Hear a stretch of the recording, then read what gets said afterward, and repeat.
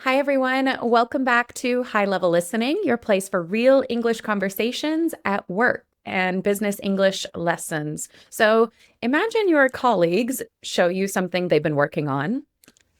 But it's not very good. Maybe there are mistakes, or maybe it's completely different from what you expected. You want to be honest, but you don't want to sound rude, harsh, or unprofessional. Yeah, it can be a tricky balance. So today, we thought we'd show you exactly what to say to give clear, constructive feedback in polite business English. And this will be included in all of our PDF transcripts for our business English bundle and the full phrase list. We've got MP3 downloads and everything will be in the study pack. So you can check that out in the description below. Okay, for the first section, we're just going to be pointing out a couple of small mistakes. Now, if you are just pointing out a couple of mistakes, you can say, yep, here's a problem. We've got a problem here. But if you wanted to soften your language a little bit, we're going to start positively and we're also going to soften the problem. So let's give you an example of what that sounds like. Okay, so for dialogue one, I'll be reviewing a document that Mark has worked on. Okay. Yeah, all right. Okay. Overall, this looks pretty solid. I really like how it's structured. Great. Okay. Thank you. I did, however, notice a couple of details we should double check before sending it out. Okay. Yes, of course. Let me know what I've missed. All right, so let's follow the structure that we gave you guys earlier. You're going to give them a compliment or say something positive about it, and then we're going to soften the problem. So this is how we gave them a compliment. Overall, this looks pretty solid. I like how it's structured. Okay, so I'm giving Mark a compliment. I'm saying something positive about what he's given me for work. I did, however, notice a couple of details we should double check before sending it out. Now, I could have said, I noticed some problems. That would have been very direct. I noticed some problems. It just doesn't sound very nice and it doesn't sound very productive. Okay. So I did, however, notice a couple of details. Now, I'm even changing the grammar of my sentence from I noticed to I did, however, notice. Why am I doing that? Because my first sentence was positive and my second sentence is not so positive. So I want to show with I did, however, I want to show a difference between the positive and the negative. I did, however, notice a couple of details we should double check before sending it out. Now, the final thing we did was I said we, not you. If I can remove the word you made a problem, you did a problem, you. If I can remove you from the sentence, it sounds so much more collaborative. We.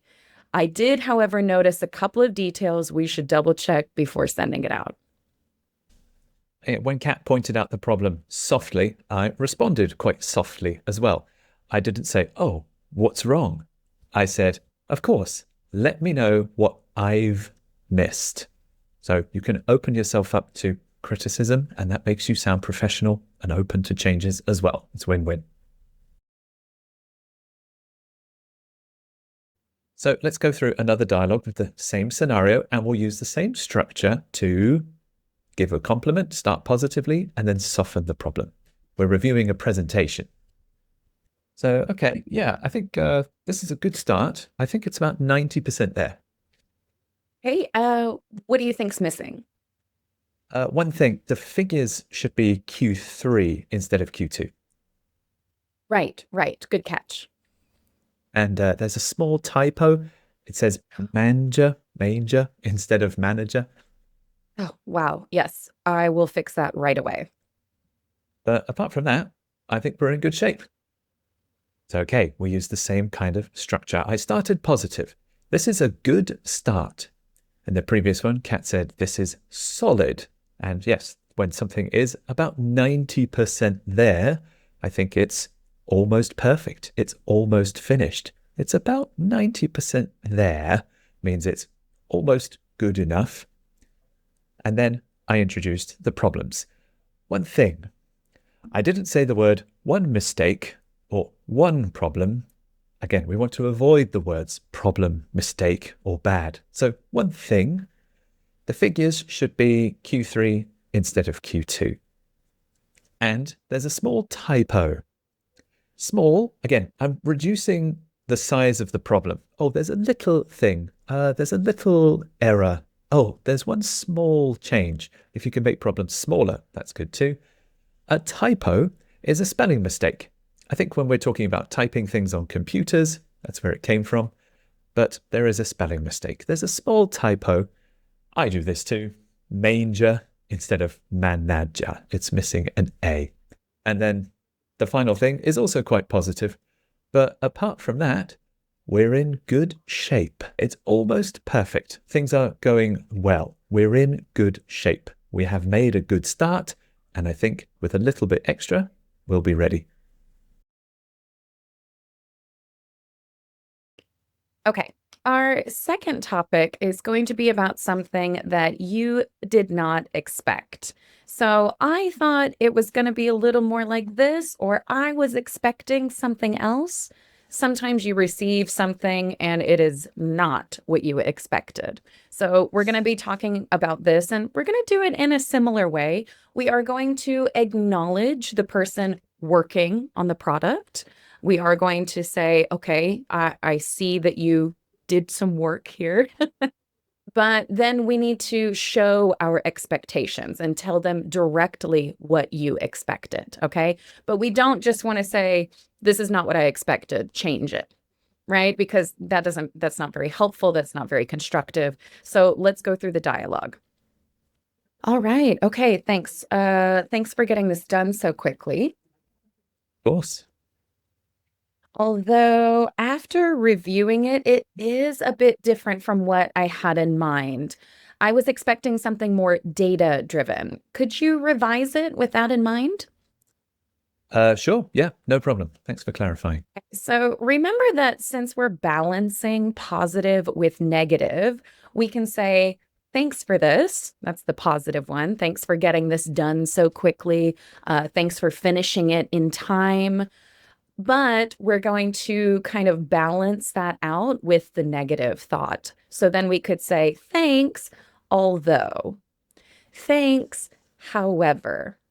And just like the last one where I said, I did notice, I'm saying, although after reviewing it, it is a bit different from what I had in mind. So I could say it's a bit different. But remember, we're balancing it out. Thanks for this, although it is a bit different from what I had in mind. Something I had in mind was what I was thinking, what I was expecting. And then I'm going to tell them what I want. I was expecting something more data-driven. We kind of go down this path, but we do need to directly say what we want. Otherwise, we're never going to get it, right? I was expecting something more data-driven. Could you revise it with that in mind? Okay, so this is what I had in mind. And with that in mind, can you revise it? Revise too. It's better than fix or change or stop. Revise is a very professional word for that. Okay, well, here's a second dialogue. Same scenario, same structure. Thanks for putting this together. I can see you put a lot of work into it. Yeah, sure, of course. I think what you've done is useful, but the format isn't quite what the client asked for. Could we restructure it to focus on quarterly figures? Of course, got it. I will rework it. Okay, did you hear our strategy again? Appreciate their work first. I said, thanks for putting this together. Thanks for finding all this different data and collecting it into one. Thanks for putting this together. Thanks for doing this. Thanks for working so hard. I can see you put a lot of work into it, or I can see you put a lot of effort and time into it. So start with a compliment, then say what you would like to change. What you've done is useful. So another compliment, another bit of appreciation, but the format isn't quite what the client asked for.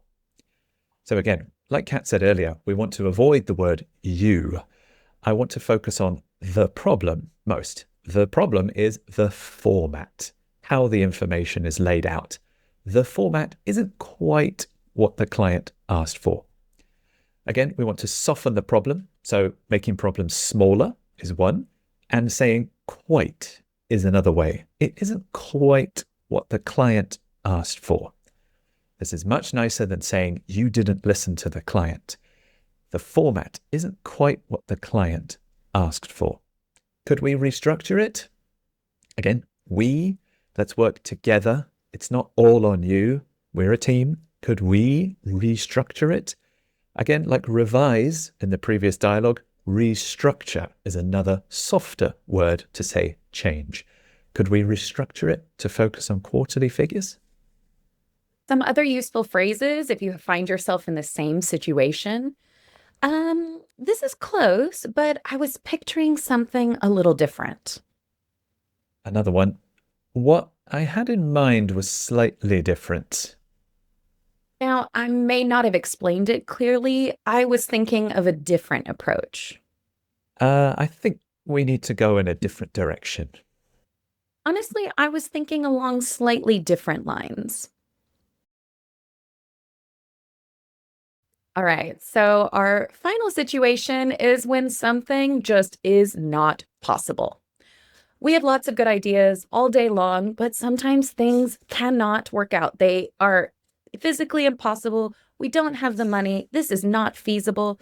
So I don't want to completely shut someone down, but sometimes we have to. It's just not possible. So let's look at dialogue 1 and let's show you some good, clear, professional phrases to help you in this situation. So I was thinking we could rebuild the whole system before the launch. Well, I see what you're going for, and in an ideal world, that would be great, but I don't think that's realistic for us right now. Oh, you don't think so? No, just with the timeline we're working with, we wouldn't be able to deliver that properly. Yeah, fair enough. So let's focus on a few key improvements that we can actually get done before the launch. Okay, so Mark's creative, Mark's thinking, Mark's telling us some information, but it's just not going to be possible, right? So what I've kind of done is what we've been doing this whole time. We've given a compliment. We've said what we like about it. We've said why we can't do this. And then maybe we've offered a new direction to go in or something smaller, something easier that we can actually do. So I see what you're going for. I see where you're going with this. I can see you thinking, you're thinking big, right? We're thinking big. And in an ideal world, that would be great. But I don't think that's realistic for us right now. This is a common word. It's not realistic. It's not logical. It just can't happen. We just don't have the time, the money, the resources. I don't think that's realistic for us right now. And then at the end, I say, let's focus on a few key improvements we can actually get done before launch. So some real world things we can actually do, things we can actually accomplish. Here's a second dialogue with the same situation. What if we launched in 3 separate markets at the same time? Like the thinking, it's very ambitious, but I don't think we have the resources to support that right now. Why not? We'd just be stretching ourselves too thin. Yeah, fair enough. Let's start with one market, do it properly, and then expand from there. Okay, so yes, Mark got shot down again. He has great ideas, they're just not possible. So I said, I like the thinking. It is ambitious, but I don't think we have the resources to support that right now. When you don't have the resources, you don't have the time, money, manpower, you don't have enough. You don't have enough. We just don't have the resources to support that right now. Another explanation on top of that, we'd be stretching ourselves too thin. If I have 2 workers and they are working on 5 different projects, they are stretching themselves too thin. I would rather have 2 workers working on 1 project or 2 workers working on 2 projects. That feels like a normal amount of work, not stretching ourselves too thin. So let's start with one market. Here's my solution. Do it properly and then expand from there. Okay, then we've got one final dialogue, and we're using the same method again. We acknowledge and appreciate, explain the problem, and then redirect with a solution. So I think we should add a few more features before the launch. Okay, I get why you're suggesting that. More features always sounds good, but I think it might slow us down too much at this stage. Yeah, you think so? Yeah, we risk overcomplicating things. Okay, yeah, I see what you mean. Let's just keep it simple for now and build on it after the launch. Okay, so again, the same method. Appreciate and acknowledge the work. Kat had a bold suggestion. More features. Maybe we're working on an app or program. I get why you're suggesting that. I get is another way to say I understand. I get why you're saying that. I get why you're suggesting that. I get why you're thinking that is a way to acknowledge. But here's the problem. I think it might slow us down too much at this stage. Like before, when we suggested I'm using that again, it might slow us down. We're a team, we need to work together. I think it might, again, we're softening the problem, it might slow us down too much. My further explanation, we risk overcomplicating things. Risk is a good word. It's not certain, but when you can think about the future or think about the next stages, you can see a potential problem. We risk hitting that problem. So this is my advice based on what I think will happen. We risk is also good because that's me and you. Again, we're collaborating. We risk overcomplicating things or making it too complicated. And again, lastly, redirect, suggest an idea instead. Let's keep it simple for now and build on it after launch. Again, we, the team, let's keep it simple for now. For now implies that maybe we can use your idea in the future, but not yet. So still acknowledging Kat's idea, and maybe I like the idea. We're just not ready for it right now. So let's keep it simple for now and build on it after launch. Okay, so now you know how to give feedback that's honest, clear, and professional without sounding rude or overly negative. Yeah, we think these are the kinds of phrases that make a real difference in workplace conversations. And you can get the full Business English study pack with PDF transcripts, phrases, dictionaries for all of our Business English videos here on High Level Listening. And you can find that in the link in the description below. Yes, which phrases would you like to use at work? Let us know in the comments. We read and reply to every single one we get here on YouTube. And thanks everybody for watching. We'll see you next time on High Level Listening. Bye-bye.